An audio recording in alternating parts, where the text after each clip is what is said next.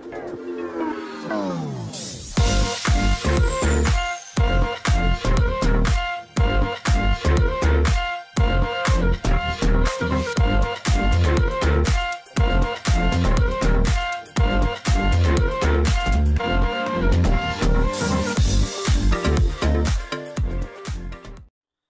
semua, salam sejahtera Malaysia. Tuan-tuan dan bapak semua, selamat datang ke channel Fels Lifestyle. Saudara-saudara, satu kejutan besar kepada seluruh kepimpinan tertinggi PAS, seluruh pemimpin PAS dari Presiden, Timbalan Presiden, dan semua jawatan-jawatan tertinggi serta ahli-ahli PAS. Hari ini terdapat satu berita duka cita untuk seluruh PAS, dan bagi saya ini juga pasti mengejutkan seluruh Perikatan Nasional. Nah, saudara-saudara, tuan-tuan dan bapak semua, dalam sebuah artikel ini mengesahkan pemimpin PAS ini dalam keadaan kritikal dan sedang mendapat rawatan. Nah, saudara-saudara, tuan-tuan dan bapak semua, ini pasti satu lagi perkara ataupun isu yang pasti menggemparkan ramai.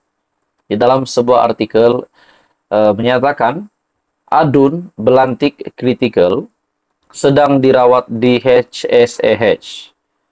Ahli Dewan Undangan Negeri Adun Belantik, Datuk Muhammad Isa Syafi, dilaporkan kritikal dan sedang dirawat di unit rawatan rapi ICU Hospital Sultan Abdul Halim ataupun HSAH di Sungai Petani. Ini pasti satu berita yang mendukacitakan Presiden PAS sendiri, yaitu Tan Sri Abdul Hadi Awang, dan menggemparkan ramai pemimpin PAS. Dalam artikel ini menyatakan, timbalan yang dipertua PAS SIK Ahmad Tarmizi Sulaiman berkata, Muhammad Isa yang berumur 69 tahun, yang juga ahli jawatan kuasa PAS Kedah, itu dimasukkan ke Hospital SIK kira-kira jam 7 malam tadi, sebelum dibawa ke HSAH pada jam 4 pagi kerana mengalami jangkitan kuman pada jantung, paru-paru dan buah pinggang. Menurut anak beliau, Ustaz Muhammad Isa, kelihatan lemah dan rebah di dalam bilik air di rumahnya di Kampung Jelutong, SIK lebih kurang jam 1.30 petang semalam sebelum dibawa ke Hospital SIK dan kemudiannya dipindahkan ke Hospital Sultan Abdul Halim. Keadaan kesehatannya lemah dan menurun sebelum doktor menidurkannya. Saya memohon orang ramai mendoakan beliau agar sembuh dan dapat terus berkhidmat kepada rakyat Belantik, katanya ketika dihubungi bernama Ahmad Tarmizi yang juga ahli Parlimen SIK berkata, pada masa ini orang ramai tidak dibenarkan melawat adun itu dan mengharapkan semua ahli keluarganya bersabar menghadapi ujian berkenaan. Beliau juga berkata, Muhammad Isa menjadi adun Belantik selama 3 penggal dan sebelum ini menghidap penyakit diabetes dan tekanan darah tinggi serta jantung. Nah, saudara-saudara, bagi saya ini satu berita yang pasti mendukacitakan ramai, terutamanya kepada Presiden PAS sendiri, di mana salah seorang pejuang parti PAS sedang mendapat rawatan. Nah, menurut anak beliau, Ustaz Muhammad Isa kelihatan lemah dan rebah di dalam bilik air di rumahnya di Kampung Jelutong, lebih kurang jam 1.30 petang semalam sebelum dibawa ke Hospital SIK dan kemudiannya dipindahkan ke Hospital Sultan Abdul Halim. Keadaan kesehatannya lemah dan menurun sebelum dokter menidurkannya. Jadi saudara-saudara, kita harap supaya adun Belantik yang sedang kritikal ini akan kita harap akan mendapat kesembuhan lah secara menyeluruh supaya boleh berkhidmat kembali kepada rakyat. Jadi saudara-saudara, apa komen Anda?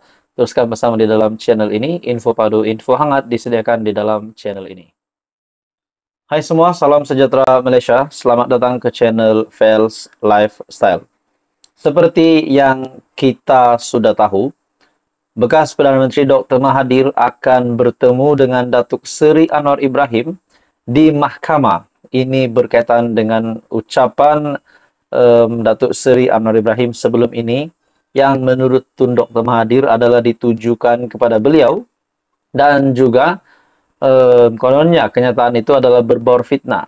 Namun saudara-saudara, yang menghairankan saya, kenapa sehingga Datuk Seri Anwar Ibrahim akan bersama-sama dengan Dr. Mahathir di mahkamah? Kenapa tidak saja Perdana Menteri menarik balik kenyataan itu dan sanggup untuk bersemuka dengan Dr. Mahathir di mahkamah? Adakah itu juga adalah satu strategi Datuk Seri Anwar Ibrahim? Sebab sebelum ini Perdana Menteri pernah menyatakan beliau ada bukti bahwa memang pemimpin tersebut mengaut kekayaan semasa berkuasa. Nah, saudara-saudara, itulah persoalannya. Adakah semuanya akan didedahkan di mahkamah? Tapi tuan-tuan dan bapak semua, pada akhirnya Dr. Mahathir tiba-tiba dengan sebuah kejutan, tampil dengan sebuah kejutan yang amat dahsyat. Dr. Mahathir akhirnya mengambil keputusan untuk saman Perdana Menteri, menuntut ganti rugi sebanyak RM150 juta. Nah, di dalam sebuah artikel yang panas dan luar biasa ini, Tun Dr. Mahathir Mohamad memfailkan saman fitnah terhadap Datuk Seri Anwar Ibrahim dengan menuntut ganti rugi RM150 juta berhubung ucapan Perdana Menteri Malaysia ke-10 di Kongres Nasional Khas Malaysia Madani, pelaksanaan sebuah idealism pada Mac lepas.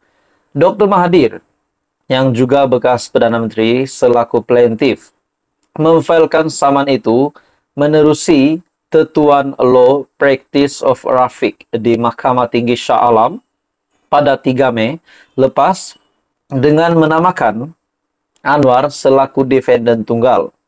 Dalam pernyataan tuntutan, Dr. Mahathir mendakwa pada 18 Mac lepas, pengerusi Pakatan Harapan itu telah memberikan ucapan di Kongres berkenaan di Stadium Melawati, Shah Alam, dan telah mengeluar beberapa kenyataan yang berbaur fitnah bertujuan untuk menjatuhkan reputasi plaintiff.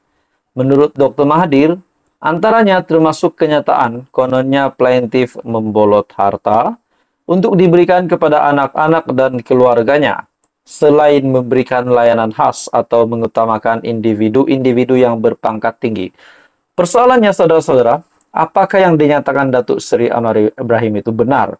Dan begitu berani ya Perdana Menteri juga menyatakan bahwa beliau ada bukti. Adakah di sini Mahathir yang akan checkmate oleh Datuk Seri Anwar Ibrahim? Nah, itu akan menjadi persoalan dan itu akan menjadi sebuah isu dan jawabannya pasti ditunggu ramai oleh rakyat Malaysia termasuk saya sendiri. Dakwa Dr. Mahathir, kenyataan itu adalah tidak benar dan menjatuhkan image-nya sebagai seorang negarawan dan bekas Perdana Menteri. Oleh itu, plaintiff menuntut ganti rugi AM berjumlah RM50 juta, ganti rugi teladan berjumlah RM100 juta, dan perintah supaya defendant dengan serta-merta menarik balik semua kenyataan-kenyataan fitnah.